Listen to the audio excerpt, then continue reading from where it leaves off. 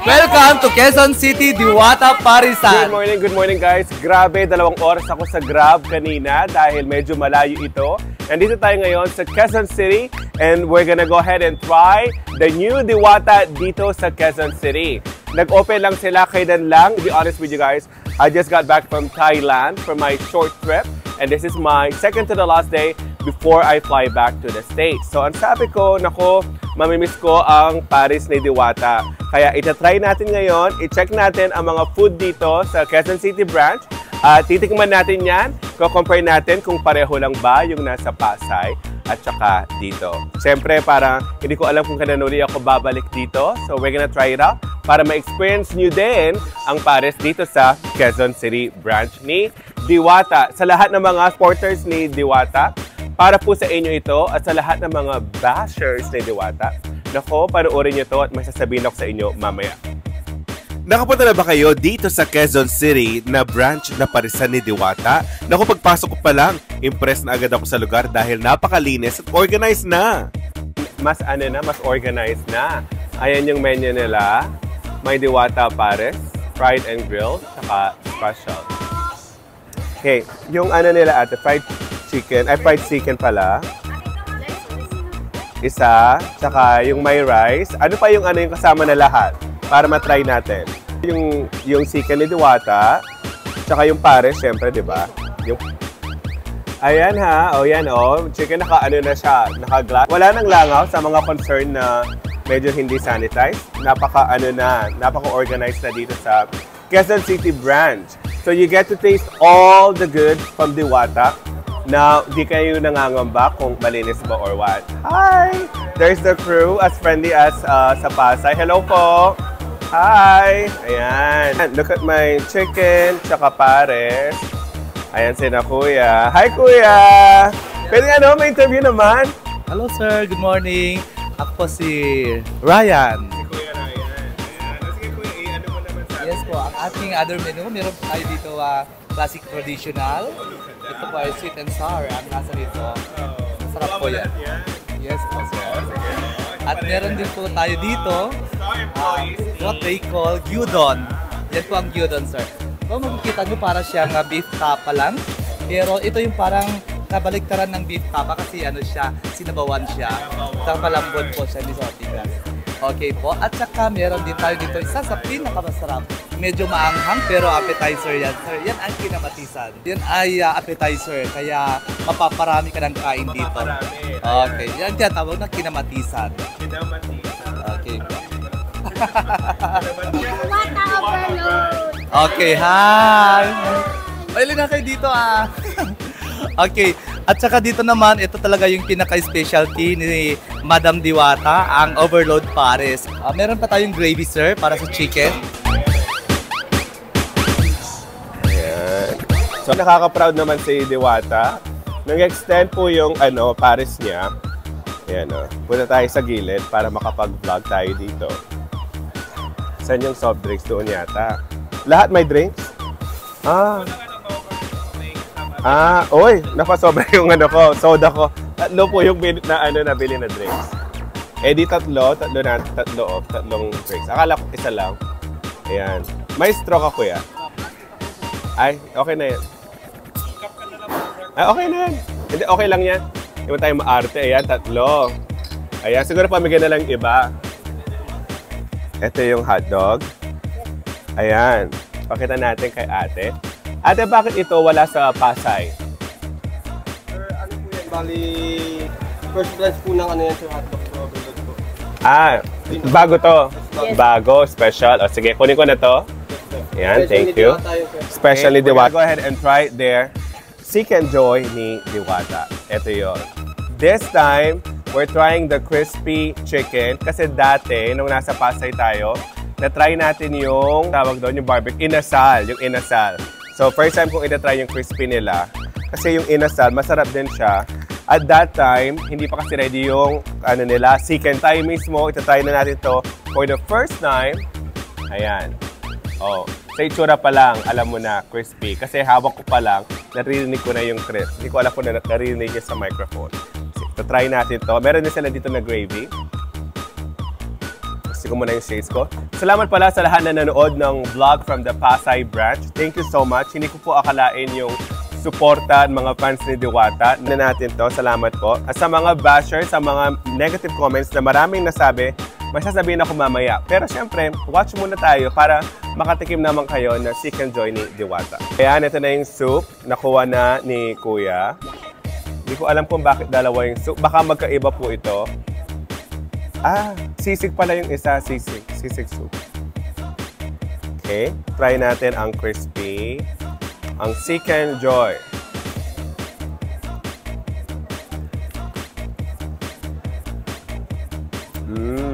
Grabe. Masarap din. Compared sa inasal na tinay natin sa Pasay, masarap din yung crispy niya. Balat pa lang yan. Let's try the meat.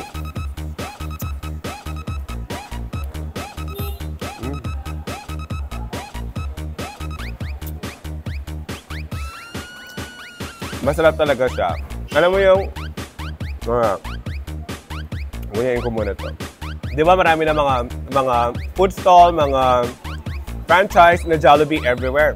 In fact, kababalik ko lang pagaling sa Guam. Even sa Arizona, meron na mga Jollibee, mga chicken na ito. Pero iba talaga yung Seek and Joy ni Diwata. Here's one thing that I can tell you about the chicken. Yung chicken ni Diwata, parang yung mga Chicken Joy na niluluto sa bahay. Ito yung mga linuluto sa bahay na parang alam mo homemade. Hindi siya yung parang minadali. Hindi siya yung parang puro arena lang.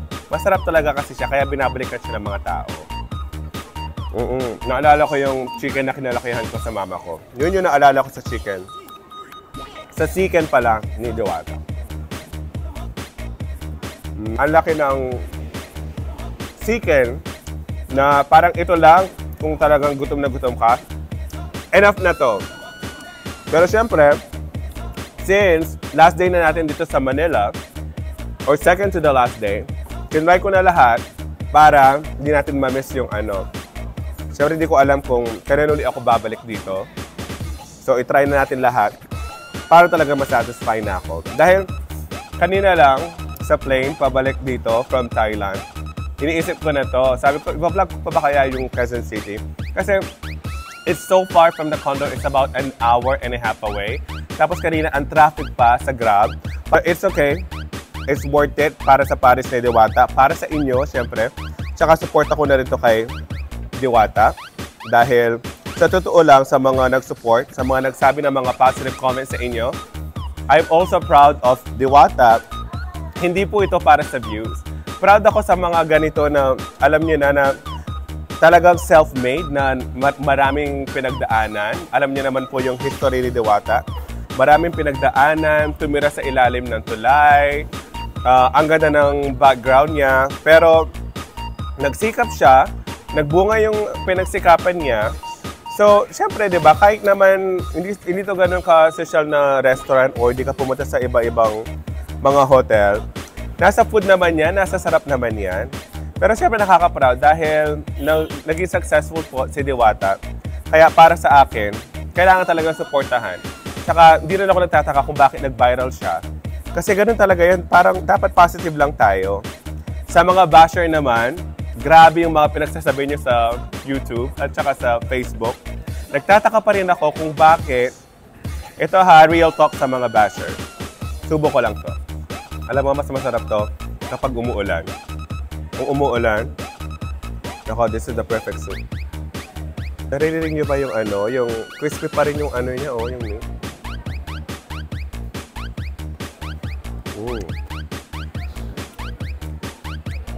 Crispy pa rin yung meat niya. Mas ng kalasa niya yung nasa original na branch sa Pasay. Ay, muntik ko na inumin yung gravy. Ito pala.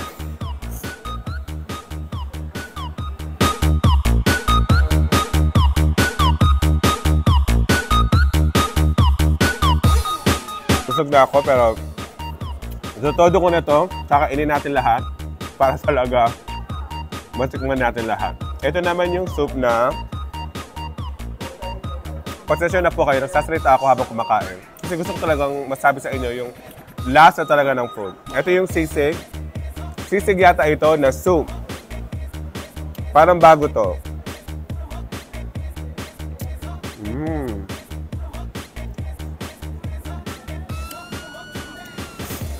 So, tinanong ko yung mga staff ni Diwata kanina, kung nandito ba si Diwata para naman ma-interview natin. Pero unfortunately, kaalis lang daw, papuntang Laguna para sa mall show niya. Ganun siya ka-busy. Kaya okay na rin to dahil ang pinunta ko talaga dito, maganda sana kung nandito si Diwata para ma-interview siya, diba? Para sa mga viewers din abroad. Pero itatry natin to. Ito yung bago nila na Diwata hotdog. Grabe ang daming cheese, oh. Okay, let's try this. Naku, ang laki nito. Kaya ko kaya to. Laki. Hindi ko to iiwasan, ang hotdog ni Diwata, dahil ito yung pinakabago nila dito sa Quezon City branch. Hindi ko alam kung meron na ito sa Pasay, pero wala pa yata. Okay, let's try this. Ayan.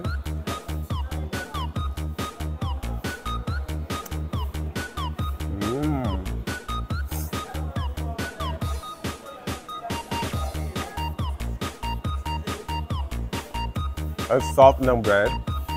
Ang daming cheese. Talagang cheesy hotdog. Ayan o. Sarap. Naalala ko yung baon ko nung bata ako. Nandito pa ako sa Pilipinas. Dito kasi ako nag-aral ng elementary bago kami nag-lumipat sa States. Ganito pa natin yung baon ko. Talagang nostalgic yung food ni Diwata. Kasi ito yung mga kinakain ko nung bata talaga ako. Fried chicken, hotdog, perfect soup. Sarap. Grabe, oh. Look at the cheese. Ang dami. Anyway, going back. Hindi na po ako nag-comment sa lahat ng mga basher. Na mga bashers, hindi ko alam kung basher ko ba o basher to ni Diwata. Hindi ko po maintindihan kung bakit hindi tayo pwedeng maging masaya sa pagiging successful ng isang tao. Diba? Yun yung problema yata. Hindi ko alam kung... Sorry, I don't want to say that it's Filipino mentality or scrub mentality, pero you have to look at the positive side for every situation. Kung si Diwata ay naging trending, naging successful, bakit mahirap maging masaya para sa kanya? Let's not even talk about Diwata. Kahit na sa mga ibang tao, sa mga kaibigan nyo, sa mga paligid nyo, kung ang isang tao naging successful, dahil sa hirap, dahil talagang ginawa niya lahat para makamit yung tagumpay, maging masaya na lang tayo. Kasi wala rin magagawa yung mga bashing nyo. Yung oras na nilalaan nyo sa pagbabash, pagiging negative, hindi ko alam kung saan papunta iyon, kung ano ba yung goal nyo para mag-bash kay Diwata or what.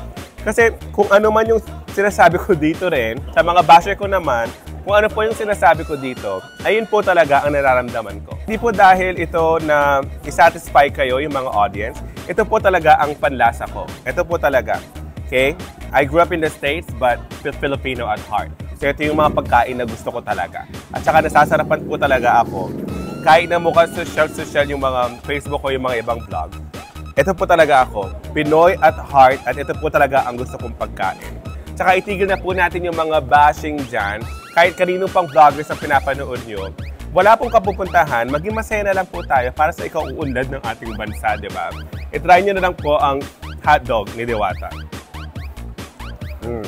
Tignan natin kung ano tingin ng mga tao. We're gonna walk around. Si Rinan dito, tsaka yung mga staff ni Diwata, kung anong tingin nila dito sa pagkain ni Diwata. At saka gusto ko rin ma-interview yung mga staff ni Diwata kasi ang sasaya nila, positive lang, masaya. Gusto kong malaman kung ano ba yung experience nila working for Diwata para malaman nyo rin kung ano yung tingin nila dito sa Quezon branch. Ayan. Share na lang natin to. Mga soft drinks. Kuya, soft drinks. Dahil hindi ko alam, tatlo pala yung soft drinks na binigay sa akin. Soft drinks? Ayan, soft drinks po. Ayan. Gusto niya ng yung soup? Oh, ate, ano pangalan mo? Ako po si Karen po. Si Karen? Yes po. Karen, what can you tell us about Diwata's food sa Pares? Siguro po sa mga naghahanap ng affordable na pagkain, masarap at sulit, punta lang po kayo dito sa Diwata Pares. Dito sa Quezon City? Yes po, Quezon Quezon City. Ano yung favorite City. mo dito? Yung Kanto Pares po. Yung pinaka-Pares talaga. Opo. Out of 10, 10 as the highest. Ano Personally po, 8 out of 10. 8 out of 10. Opo. Okay, thank you so much, Karen. Thank you. Yes. Sino pa? Oscar. ikaw, out of 10 na lang. Kaya ako next mo. Out of 10 ano yung ano mo? Rate mo sa pare? 10 po. 10 out of 10. Talaga? Oo, ayan. Ako marami matutuwa dyan. Bakit 10? Sa lahat po na natikman kong pares. O bakit 10? Sa lahat po na natikman kong pares, so far ito yung pinakamasarap. Ito yung pinakamasarap na pare. So, Yes. Ano kay ate ko sa tabi mo? Kay ate? Go! Ikaw, ano? Ano ate? Naku, naka-ID ka pa. May ID pa si ate. Uy, sorry. Sige na, gawin na. Sige, sige. Isa-isa daw to, isa-isa. Asa hindi naman mahilig sa yung laman ng pares nila. Siguro 7 out of 10 lang po. Pero masarap yung kanto pares yung sabaw. Mag-AC ka ni Diwata. 8 siguro. Hindi lang niya na-meet masyado yung Oh. panlasa ko. Sorry. Ano kasi si ate? Hindi naman po. Pero yun lang Pero po. mataas yung 8 ha? Opo, masarap po. Mataas yung 8. Okay, thank you. O si Kuya. Well, pagdating dun sa pares, since Kanto style naman talaga yung aim ni Diwata, siguro it's mga around 8 out of 10 din. It depends din kasi talaga sa timpla. Classmate ko kasi sila, kaya Magkakaklase kami lahat. Ayan, 8 out of, mataas yung 8 out of 10. Oo, kasi when it comes to Kanto pares kasi talaga, nasa timpla mo din kung paano. So hindi ka mag-expect. Affordability, right? Yes, hindi ka talaga mag-expect ng. Pero yung broth, yung aroma nung soup nila mismo, masarap. Babalik ka dito, Kuya. Babalik, syempre babalik. Kasama sila. Araw-araw po sila nandito. Araw-araw kami nandito, araw-araw. Sila, yeah. Ayan. Araw-araw. Salamat. Salamat. Michael. Oh, ayan. Oh. Ano pangalan mo, ate? Jill po. Oy, no. Oh, with accent. Tell us Um, what you think about the food. Tell us about What I think about the food is really good. Oh, grabe kayo. Okay. It's really good. What else? I've actually ordered sisig. It's comparable to like Yeah. other places. Yes, for me, I rate it 10 over 10. 10 over 10. Yes, it's really, It's from London, right? It's from London. yeah. It's really delicious. Like, it's like, it feels like it is your first time to taste this sisig. It represents the Philippines. Yes, that's correct. And then, where you from?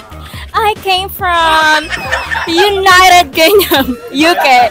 From UK. You actually traveled all the way from United Kingdom just to try the pares. Yes, that's correct. Say hi to your family in London. Hi to my family there. Ayan, si ate, so cute and charming. Thank you, ate. Thank you, guys. Thank you po. Ayan, ito si Ate Moya dito sa harapan. Ang face of Diwata ng Quezon City. Ate, masaya ka ba dito na nag-work para kay Diwata? Yes po. Bakit? Hindi lang po para sa akin yung yung magiging meron din po ako nagiging kaibigan dito sa trabaho po. Ayan. Okay naman si Diwata sa inyo? Yes po. Sa inyo lahat? Yes, so nakakatulong po sa amin, sa mga katrabaho ko po. So, invite nyo sila lahat pumunta dito. Hi guys, this is Muriel Ann from Diwata Pares Overload. Ini-invite po namin kayo na pumunta po dito sa Quezon City. Place po namin is very success din po. Successful, Yes. very clean. Tingnan nyo naman, ang linis, di ba? Very organized Yes na. po. Oo. Sige, salamat ate. Thank you. Thank you po. Thank you. Ayan guys, that's about it. It's time to go, but thank you so much for watching. Again, this is John Saavedra. Check by John. Don't forget, again, to visit Diwata Parisan dito sa Quezon City. Until later. Bye! Ayan si Diwata. Oh, ayan. Ayan siya. Diba? Sana, Diwata, if you're watching this, sana next time, mag-interview kita para naman malaman na lahat ang istorya ng buhay mo at ang background ng Diwata Parisan. For now, bye!